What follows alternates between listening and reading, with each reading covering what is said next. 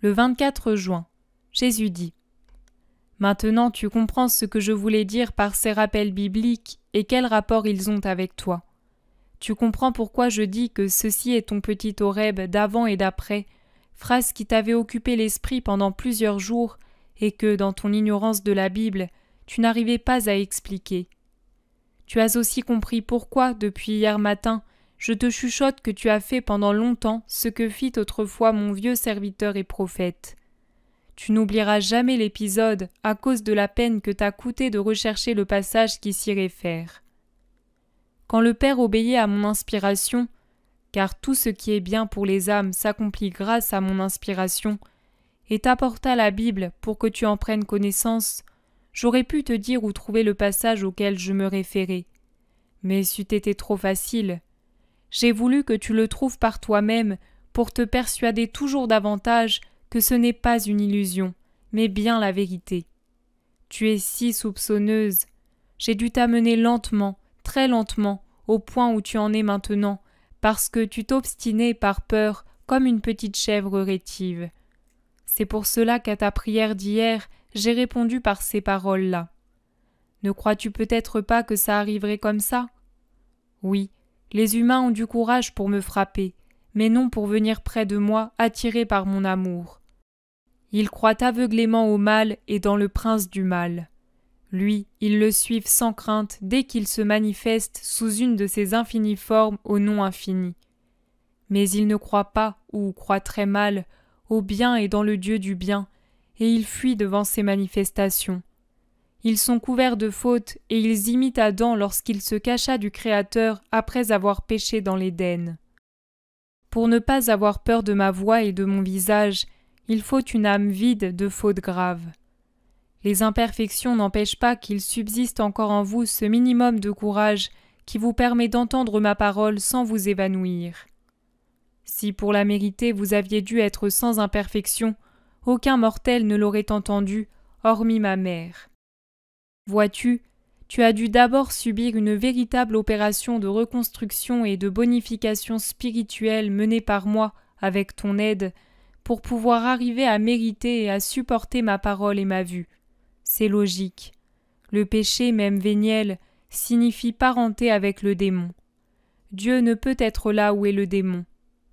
Je pourrais terroriser les pécheurs avec une vision terrible dans laquelle j'apparaîtrai comme le Dieu en colère qui juge et punit, et quelquefois je l'ai fait pour conquérir des cœurs particuliers que je voulais vraiment pour moi et que je ne pouvais gagner que par ce moyen. Mais ce sont des cas rares. Je préfère attirer avec l'amour, et celui qui a une liaison coupable avec le démon ne peut ressentir l'amour. Voilà pourquoi je ne montre pas aux foules mon visage tout amour.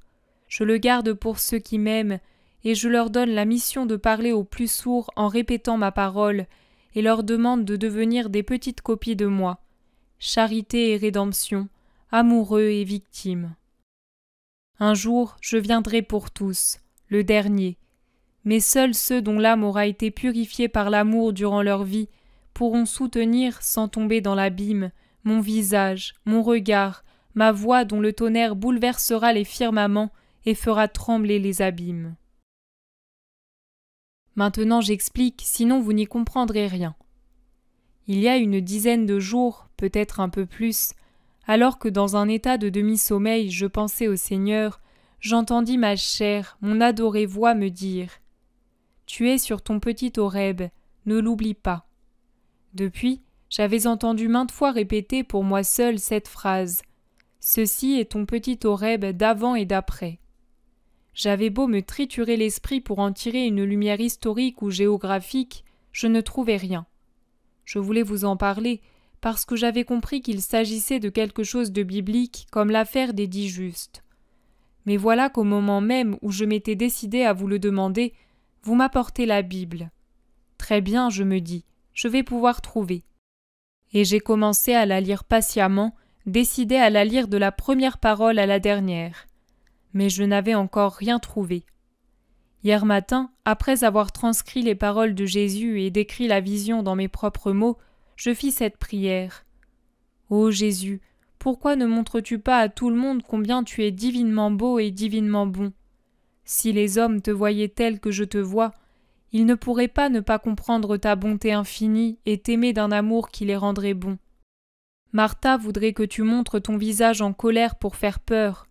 Moi, au contraire, je te demande de montrer ton visage aimant pour conquérir les âmes comme tu m'as conquise. » Et Jésus a répondu : « Ce serait inutile. L'amour n'est pas compris. Si j'apparaissais ainsi, certains se moqueraient de moi, d'autres me fuiraient. Ne l'as-tu pas fait toi-même ? Pendant des années et des années, tu m'as échappé. Et pourtant je t'apparaissais toujours revêtu de mon amour dans les rêves et les inspirations. Pendant des années encore, tu as eu peur de mes manifestations, et lorsque je m'approchais, tu faisais comme mon vieux serviteur et prophète, tu te cachais le visage pour ne pas me voir. J'ai dû te préparer avec une patience infinie, et même maintenant, au fond, tu crains un peu que ce ne soit une illusion. Et tu as ma paix.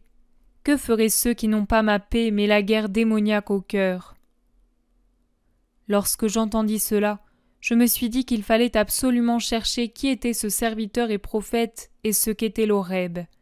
Et hier soir, je me suis consacré à une promenade biblique. J'ai cherché dans les prophètes. Rien. J'ai trouvé le nom d'Horeb et j'ai compris qu'il s'agissait d'une montagne. Mais c'était trop peu.